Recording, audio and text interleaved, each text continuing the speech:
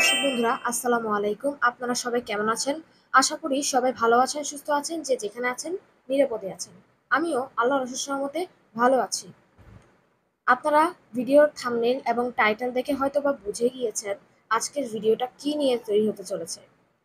তার আগে আমি একটা কথা আপনাদেরকে জানিয়ে রাখি, সেটা হচ্ছে আমাদের এই ইউটিউবের যেই চ্যানেলটাই আছে, এইটার খবর আপনারা কোত্থেকে পেতে পারেন। সোশ্যাল মিডিয়াতে যদি এরকম কোনো পেজ বা এরকম কোনো গ্রুপ থাকতো তাহলে মনে হয় খুবই ভালো হতো, তাই না? তো আপনাদের জন্য এটা সুখবর যে আপনাদের জন্য আমি অলরেডি ফেসবুকে একটা পেজ বানিয়ে রেখেছি। আপনারা আশা করি স্ক্রিনে সেটার স্ক্রিনশটটা দেখে নিতে পারছেন। ওইটার নাম হচ্ছে এনবিএইচপি ওয়ান্ডারফুল লাইফ, ঠিক আছে? ওইটা ফেসবুক পেজ। আর ইনস্টাগ্রামে একটা প্রফেশনাল অ্যাকাউন্ট খোলা হয়েছে শুধুমাত্র ভিউয়ার্সদের সুবিধার জন্য। ওই অ্যাকাউন্টটার নাম হচ্ছে টেলস অফ রিয়েল লাইফ, অর্থাৎ আমার চ্যানেলের লোগো হচ্ছে ওটার প্রোফাইল পিকচার, এবং আমার চ্যানেলের নামটাই হচ্ছে ওই ইনস্টাগ্রামের প্রফেশনাল অ্যাকাউন্টের লিঙ্ক নাম। তো দোনোটার লিঙ্ক আমি আজকের কমেন্টে পিন করে দেব। আপনারা সেখান থেকে চাইলে আমার সোশ্যাল মিডিয়ার অ্যাকাউন্টে যুক্ত হয়ে যেতে পারেন, ঠিক আছে? এইগুলোতেই আমি মূলত ভ্লগের আপলোড, অর্থাৎ ভ্লগের যে আপডেটগুলো সেগুলো এখন থেকে দেব। হ্যাঁ, তো চলুন চলে আসি মূল ভিডিওতে। বন্ধুগণ, চলে এলাম মূল ভিডিওতে। আপনারা হয়তোবা আমার হাতে একটা জিনিস দেখতে পাচ্ছেন, একটা বই। আজকে আমি এই বইটার রিভিউ দেব, অর্থাৎ বুক রিভিউ যেটাকে বলে, ঠিক আছে? এইটা হচ্ছে আমার ফার্স্ট বুক রিভিউ। তো আমি যেহেতু প্রথমত এই বইটা সম্বন্ধে রিভিউ দেব, তারপরে এই বইটার অনলাইন পিডিএফ পাওয়া যায় কিনা সেটাও আপনাদেরকে রিসার্চ করে দেখাবো। সো আজকের ভিডিওটা একটু বড় হতে পারে, ধৈর্য সহকারে সবাইকে দেখার অনুরোধ রইল। তো আমি এখন যেই বইটা নিয়ে বসে আছি সেটা হচ্ছে মীর মশাররফ হোসেন লেখক। এটা নাম হচ্ছে বিষাদ সিন্ধু, ঠিক আছে? বিষাদ সিন্ধু আপনারা হয়তোবা নাম শুনেছেন। বিষাদ সিন্ধু নামটা আসলেই আসলেই এটার নাম কেন বিষাদ হয়েছে, আপনারা যদি এই এতটুকু মোটা এই বইটা পড়েন আপনারা সত্যিই বুঝতে পারবেন আসলে বিষাদ সিন্ধু নামটা কেন রাখা হয়েছে। আমরা আশা করি সবাই জানি বিষাদ শব্দের অর্থ হচ্ছে দুঃখ, আর সিন্ধু মানে তো সাগর। হ্যাঁ, অর্থাৎ বিষাদ সিন্ধু মানে হচ্ছে দুঃখের সাগর। আমরা বাংলায় বলি না যে কেউ মারা গেলে তখন আমরা বলি যে সে আমাদেরকে দুঃখের সাগরে ভাসিয়ে দিয়ে চলে গেল, বা শোকের সাগরে ভাসিয়ে দিয়ে চলে গেল। এইটাও সেম একটা বই। হ্যাঁ, এখানে বিষাদের শেষ নেই। ইভেন আপনারা যদি ফার্স্ট টু লাস্ট একদম বইটা পড়েন, আপনারা শেষ পর্যন্ত দেখতে পাবেন কি জানেন, একটি আনন্দের নিউজ থাকলেও সে আনন্দের পরেই আবার দুঃখের খবর, ঠিক আছে? অর্থাৎ সুখের সাগরে উঠতে গিয়েও আবার বিষাদের সাগরেই রয়ে গেল। হ্যাঁ, এখন আমি এই বইটা সম্বন্ধে একটু আমার মতামতগুলো বলবো, দেন আপনাদেরকে পিডিএফ ভার্সনটাও দেখাবো, যাতে করে আপনারা নিজেরা পড়ে আরো ভালোভাবে বুঝতে পারেন। দেখেন, বুক রিভিউ করে কি কারণে জানেন? আপনাদেরকে বইটা সম্বন্ধে আগে থেকে ভালো করে ধারণা দেওয়ার জন্য, আর বইটা আদৌ পড়া উচিত কি না সেটা বলার জন্য, ঠিক আছে? এখন একটা বুক রিভিউর ভিডিও আপনি শুনলে যতটুকু বুঝতে পারবেন বইটা সম্বন্ধে, তার চেয়ে আপনি বেশি বুঝতে পারবেন বুকটা যখন আপনি পড়বেন, তখন ভালোভাবে পড়বেন তখন। হ্যাঁ, আর এক একটা বই ৩-৪ বার করে পড়া উচিত বলে আমি মনে করি। যেমন এই যে বইটা আপনি আমাকে দেখতে পাচ্ছেন, এইটা কিন্তু আমি আল্লাহর অশেষ রহমতে ২ বার পড়েছি। এটা হচ্ছে সাধু ভাষায় লিখিত একটা বই, ঠিক আছে? এইটা আমার প্রথম আমি পড়ে কেন জানি মজা পেলাম না।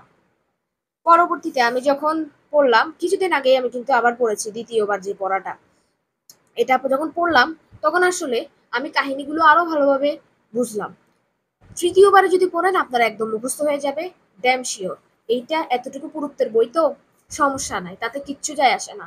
আমাদের একটা জিনিস কি জানেন, আমরা পড়ার বই থেকে গল্পের বইটাকে বেশি মাথায় রাখতে পারি। বিকজ গল্পের বইটা যে ওই যে গল্প, মানুষ গল্পটাকেই বেশি এনজয় করে, ওই জন্য গল্পগুলোকে ভালোভাবে মনে রাখতে পারে। ঠিক আছে, তো আমি এখন একে একে এই বইটা সম্বন্ধে আমার মতামত তুলে ধরবো।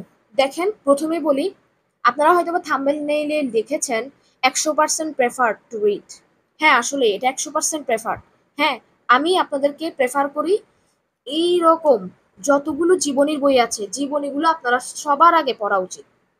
আপনি যদি একজন বিগিনার হয়ে থাকেন, অর্থাৎ আজকে থেকে আপনি ঠিক করেছেন যে বই পড়বেন, সবার আগে আপনি জীবনীগুলো পড়েন, দেখবেন আপনার জীবনটা অন্যরকম ধরনের একটা পাল্টে যাবে। আপনি নতুনভাবে আপনার জীবনটাকে উপভোগ করতে পারবেন, অনেক কিছু শিখতে পারবেন।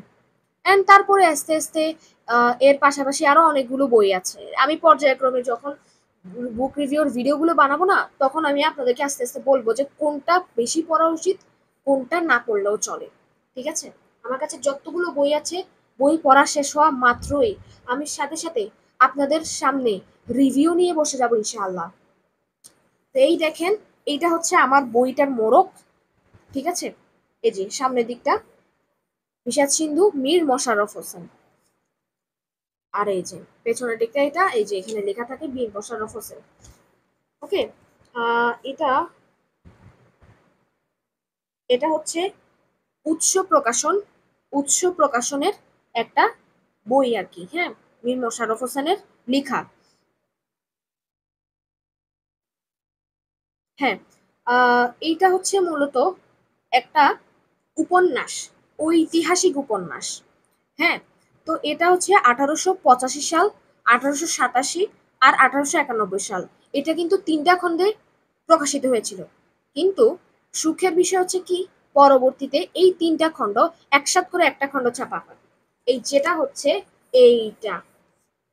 হ্যাঁ, এই বইটা অনেক বড় জানি, কিন্তু এই বইটার থেকেও আরো বড় বই আমার কাছে আছে। হ্যাঁ, তো এই বইটা সাইজ দেখে ভয় পাবেন না, ভয় পাওয়ার কিছুই নেই। আর আমি আরো একটা কথা বলি, সেটা হচ্ছে এই বইটা কিন্তু ঐতিহাসিক এবং বাস্তব জীবন। এই জন্য আমি শুরুতে, আপনারা খেয়াল করবেন, শুরুতে কিন্তু আমি আপনাদেরকে বলেছি এটা হচ্ছে জীবনী রিলেটেড। হ্যাঁ, আপনারা শুনেছেন কিনা জানি না, আমাদের ইসলাম ধর্মাবলম্বী সবাই জানেন, অন্যান্য ধর্মাবলম্বীরাও হয়তো শুনেছেন কারবালার ঘটনা। হ্যাঁ, কারবালার ঘটনা, অর্থাৎ হজরত হোসেন রাদিয়াল্লাহু আনহু এর শাহাদাত বরণের যেই ঘটনাটা, এইটাই সংক্ষেপে কারবালা ঘটনা নামে পরিচিত। এই কারবালার ঘটনাটাকে কেন্দ্র করে যতগুলো ঘটনা ঘটেছে, এবং কারবালার ঘটনাটাকেও কিন্তু এই বিষাদ সিন্ধু বইটাতে খুব সুন্দর রূপে, সুচারু রূপে প্রকাশ করা হয়েছে। হ্যাঁ, আহ আমরা এমনিতে বলি কারবালার ঘটনা, কারবালার ঘটনা, কিন্তু আমরা আসলে এটার পেছনের কাহিনীটা জানি না। হ্যাঁ, এটার পেছনের কাহিনীটা কিন্তু আমরা জানি না। যদি আপনারা এই বইতে পড়েন, বিলিভ মি, আপনার কারবালার ঘটনা কেন হয়েছিল, কি কারণে হয়েছিল, কিভাবে হয়েছিল, এগুলো কিন্তু আপনারা খুব ভালোভাবে আপনার মাথায় ঢুকে যাবে। ঠিক আছে, আহ আমি এবারে কয়েকটা চরিত্রের নাম বলবো, চরিত্রগুলোকে বিশ্লেষণ করে দিব, যেই চরিত্রগুলোর কথা এইখানে বলা হয়েছে। দেখেন, প্রথমেই আসি হজরত মুয়াবিয়া রাদিয়াল্লাহু আনহু। এই হজরত মুয়াবিয়া রাদিয়াল্লাহু আনহু হচ্ছে আমাদের মহানবী সাল্লাল্লাহু আলাইহি ওয়াসাল্লামের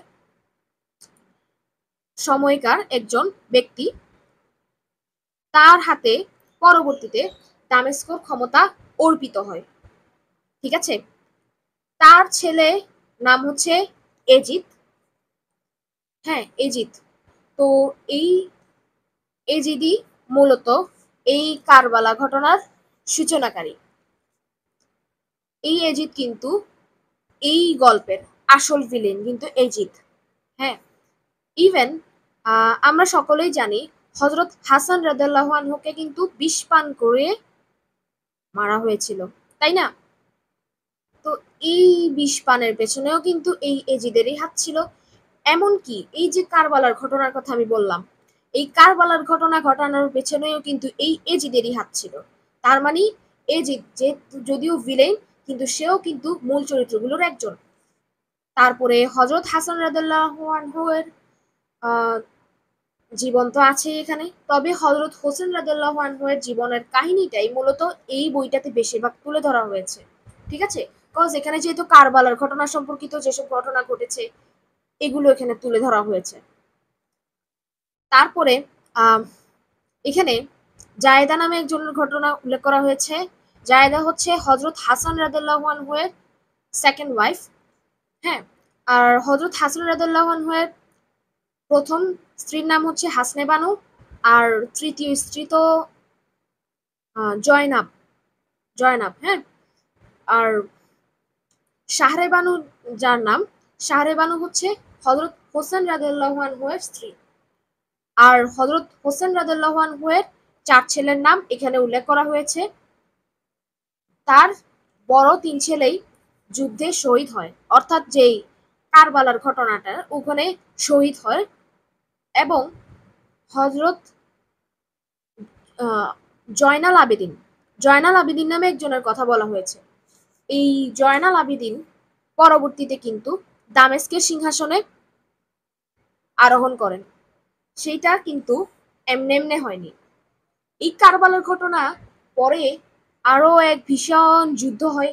সেই যুদ্ধ জয় করার পরে কিন্তু মূলত এই যে জয়নাল আবেদিনের যে সিংহাসন আরোহণ, তার মতো একটা আনন্দের ঘটনা ঘটে। ঠিক আছে, অনেক যুদ্ধ, অনেক বিগ্রহের পরেই মূলত এই সিংহাসনটা কিন্তু অর্পিত হয়েছে। ঠিক আছে, কারবালার প্রান্তরে কিন্তু হযরত হোসেন রাদিয়াল্লাহু আনহু এর আসার কথা ছিল না। তার মূল গমন পথ ছিল কুফা। ঠিক আছে, কুফা একটা জায়গার নাম। সেখানে তার এক বন্ধু তাকে আমন্ত্রণ জানিয়েছিল সেখানকার রাজ ক্ষমতা দখলের জন্য, কিন্তু ওই আমন্ত্রণটা কিন্তু আসলে ছল চাতুরি ছিল, একটা কৌশল মাত্র। অর্থাৎ হযরত হোসেন রাদিয়াল্লাহু আনহুকে মেরে ফেলার জন্য একটা কৌশল। হ্যাঁ, যদিও উনি, অর্থাৎ যেই ব্যক্তি রাজক্ষমতা ওই হযরত হোসেন রাদিয়াল্লাহু আনহু এর হাতে অর্পণ করেছিল, তা সে কিন্তু হযরত হোসেন রাদিয়াল্লাহু আনহু এর খুব বিশ্বস্ত একজন ব্যক্তি ছিল। ঠিক আছে, বিশ্বস্ত একজন ব্যক্তি ছিল। সেই পরে বিশ্বাসঘাতকতা করলো কিসের জন্য জানেন? এজিদ। আমি শুরুতেই বলেছি এজিদ কিন্তু এই গল্পের মূল ভিলেন।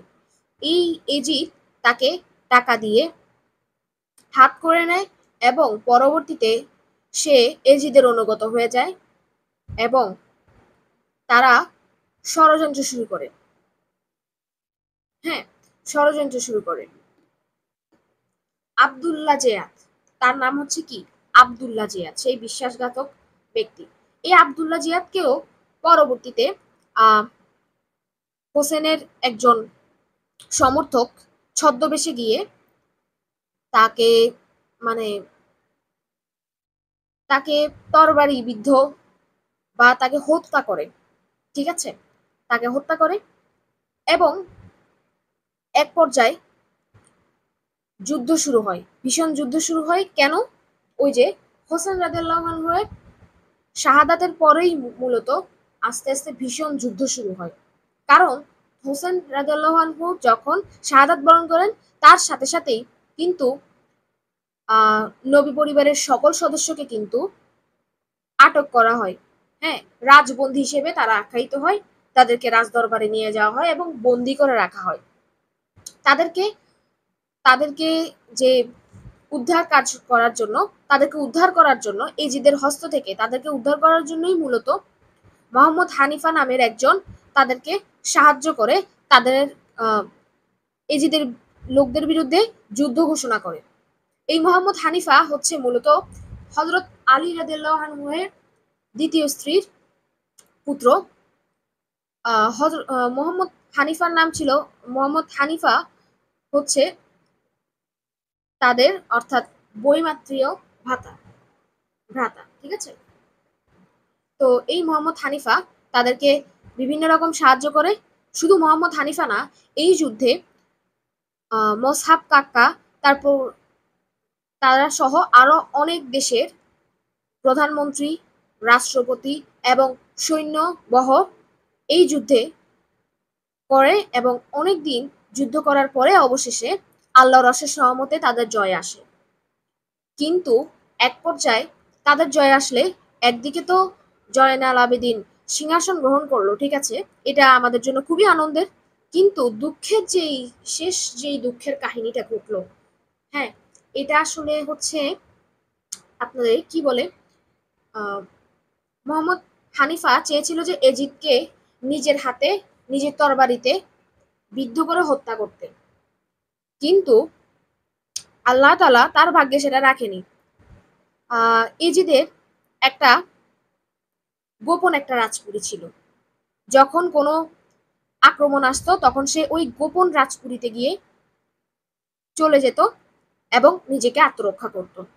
তো হানিফা এই যুদ্ধের সময় এজিদকে দেখা পায় এবং এজিদের দেখা পেয়ে এজিদের পেছন পেছন ঘোড়া নিয়ে ছোটাছুটি শুরু করে এবং তার হাতে তরবারি। তখন এজিদ সেই হানিফার থেকে বাঁচার জন্য মূলত ওই গোপন রাজপুরীর মধ্যে প্রবেশ করে। কিন্তু একটা কথা আছে এখানে, ইন্টারেস্টিং ঘটনা, এই শেষের দিকের ঘটনাটা কিন্তু অনেক অনেক ইন্টারেস্টিং। এখানে দুইটা ইন্টারেস্টিং ঘটনা ঘটেছে, এখন সেইটা একটু বলি।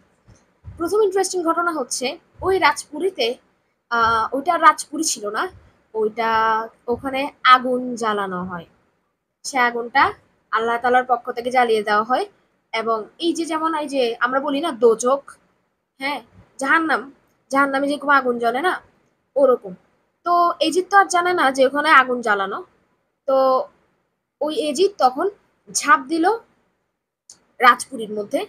তো তখন তো আগুন জ্বলা শুরু হয়ে গেল এবং তার প্রাণ বাহির হয় নাই। আজ পর্যন্ত সে জীবিত, যেটা এই বইটাতে লেখা হয়েছে, ঠিক আছে। সে আজ পর্যন্ত জীবিত এবং কিয়ামত পর্যন্ত এরকম তার সাথে চলতে থাকে। এইটা একটা ইন্টারেস্টিং ঘটনা। আর একটা ইন্টারেস্টিং ঘটনা কোনটা, এই যে আমি তো বললামই মোহাম্মদ হানিফার হাতে তো আর এজিদ মৃত্যুবরণ করে নাই। এখন মোহাম্মদ হানিফার খুব হতাশ। তো সেই হতাশা তাকে রাগে আচ্ছন্ন করে ফেললো। রাগে আচ্ছন্ন করে ফেললো, সে চোখে মুখে আর কিচ্ছু দেখলো না, অন্ধকার দেখলো।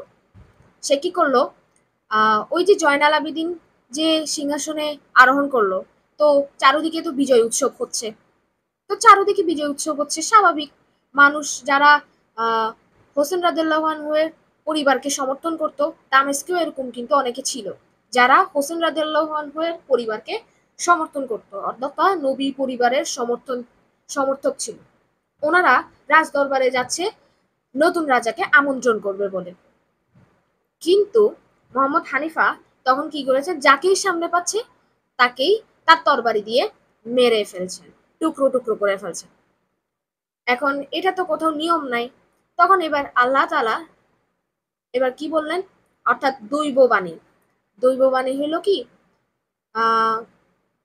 যে তুমি অনেক অনেক নির্বিচারে মানুষ মারছো, তোমাকে আর এখানে রাখা যাবে না, তোমার যাত্রা এখানেই শেষ বলে ওখানে দুইটা পাহাড় ছিল, ওখানে আশেপাশেই দুইটা পাহাড় ছিল। পাহাড়গুলো মোহাম্মদ হানিফাকে বদ্ধ করে দেয়। হ্যাঁ, মোহাম্মদ হানিফা আর দুলদুল। দুলদুল হচ্ছে হজরত হোসেন রাদিয়াল্লাহু আনহুর সবচেয়ে প্রিয় ঘোড়া। এই প্রিয় ঘোড়ায় চড়েই মোহাম্মদ হানিফা যুদ্ধ করেছিল এবং যুদ্ধ যতদিন ছিল এবং এজিদের পেছনে পেছনে যেই ঘোড়ায় ছুটেছিল, এই দুলদুলেই আসলে সেই ঘোড়াটা। তো মোহাম্মদ হানিফা তখন ঘোড়া থেকে নামে নাই।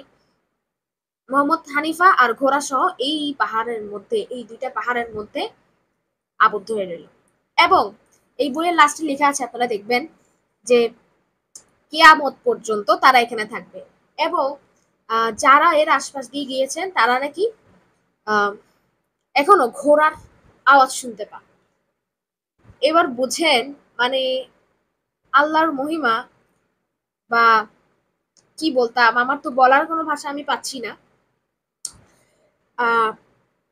এই বইয়ের দুটো ঘটনা আমি বলে দিলাম, এরকম আরো অনেক ঘটনা আছে এখানে পাওয়া যাবে, ঠিক আছে। আর এখানে তো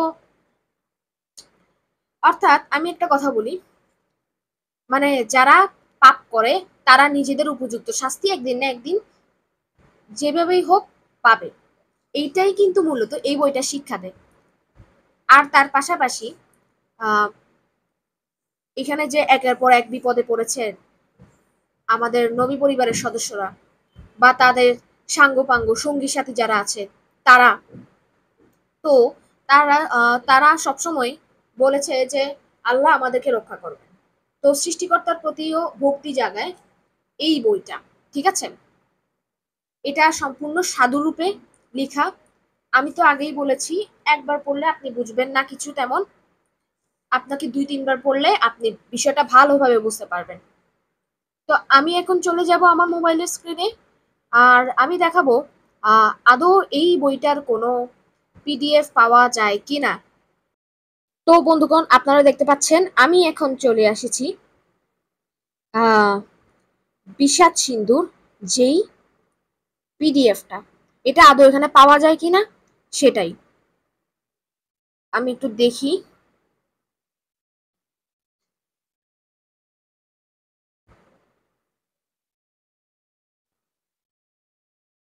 আর বিষাদ সিন্ধুর এই পিডিএফ এর সাথে আসল বইয়ের কোনো মিল পাওয়া যায় কিনা, অর্থাৎ কোনো ভুলভাল আছে কিনা সেটাও আমি আপনাদেরকে চেক করে দেখিয়ে দিব। সো চলুন এখানে দেখি অল বইয়ে। আমি পিডিএফটা দেখলাম, ডাউনলোড অ্যাজ পিডিএফ। এই যে এখানে ডাউনলোড দেখাচ্ছে, ডাউনলোড হচ্ছে, একটু ওয়েট করতে হবে।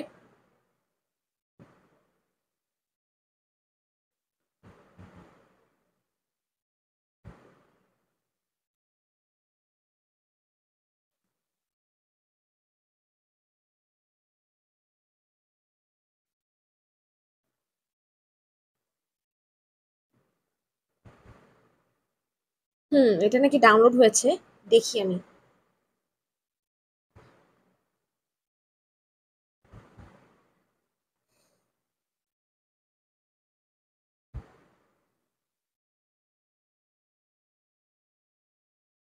আমার এখানে শো করছে, আশা করি আপনারা দেখতে পাচ্ছেন।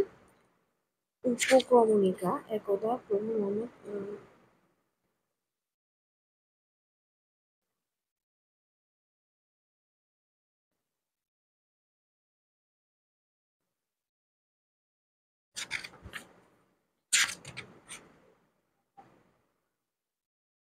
হ্যাঁ, আমি মিলিয়ে দেখলাম সবকিছু ঠিক আছে।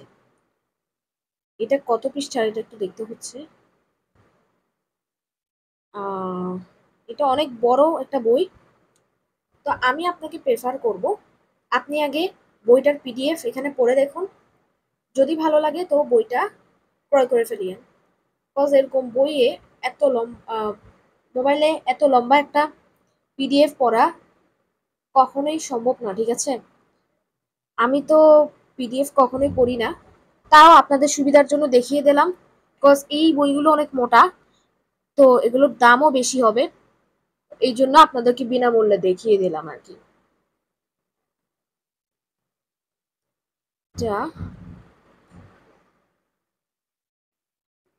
আচ্ছা, আমি এটার লিঙ্কটা আপনাদেরকে দিয়ে দেবো, ঠিক আছে। লিঙ্কটা আমি এখনই কপি করে রাখছি, লিঙ্কটা আমি আপনাদেরকে দিয়ে দেবো। তাহলে ইবুকও দেখিয়ে দিলাম, আর এই বইয়ে যা যা পড়া দরকার আমি সব বলে দিলাম। আশা করি আজকের ভিডিওটা আপনাদের ভালো লেগেছে। ভালো লেগে থাকলে অবশ্যই লাইক, কমেন্ট এবং একটা শেয়ার করে দেবেন। আর আমার সাথে যদি সোশ্যাল মিডিয়ার অ্যাকাউন্টে যুক্ত হতে চান, আমি তো শুরুতেই বলে দিয়েছি, স্ক্রিনশট দিয়ে দিয়েছি, লিঙ্কটা আমি কমেন্টে দিয়ে দেব, ঠিক আছে। সবাইকে আল্লাহ হাফেজ, আসসালামু আলাইকুম। ভালো থাকবেন, সুস্থ থাকবেন। আর আরো একটা কথা বলে রাখি, জ্ঞান আমাদের বাংলাদেশকে যেহেতু সোনার বাংলাদেশ করতে হবে, তো সবাইকে নিয়ে সোনার বাংলাদেশ করতে হবে। তো সোনার বাংলাদেশ করতে হলে শিক্ষিত হতে হবে, এবং শিক্ষিত হতে হলে গল্পের বইও পড়তে হবে, এরকম বিভিন্ন বই পড়তে হবে। তো বই পড়ার কোনো বিকল্প নেই। তো তাই সবাইকে ভিডিওটি শেয়ার করে সবাইকে ধন্য করবেন, আর একই সাথে আমাকেও ধন্য করবেন আশা করছি। যারা এখনো সাবস্ক্রাইব করেননি, চ্যানেলটি সাবস্ক্রাইব করে এরকম নিত্য নতুন ভিডিও পেতে আমার সাথেই থাকুন। আর নেক্সট ভিডিওটি আসতে চলেছে ন্যাশনাল স্টিম অলিম্পিয়াড, ঠিক আছে। ওকে, আল্লাহ হাফেজ, আসসালামু আলাইকুম।